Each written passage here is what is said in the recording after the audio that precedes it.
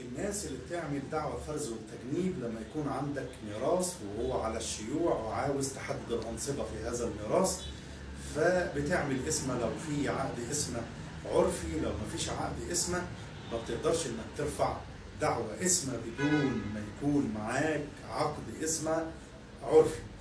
فبيلجأ المعظم الناس انهم يعملوا حاجه اسمها دعوى فرز وتجنيب.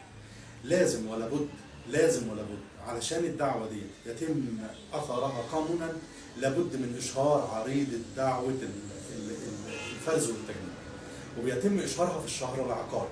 والشهر العقاري بيبحث الملكيه، وبينزل موظف مختص من المساحه بيعاين الملكيه وبيقدم تقرير كامل وافي، وبيتم ختم عريضه الفرز والتجنيب بشعار الشهر العقاري المصري في المكان اللي موجود فيه الارض او البيت او المنزل اللي هو على الشيوع او على المشاع، وبيتم تقديم هذه العريضه للقاضي حتى يتم الحكم بطريقه قانونيه وسليمه.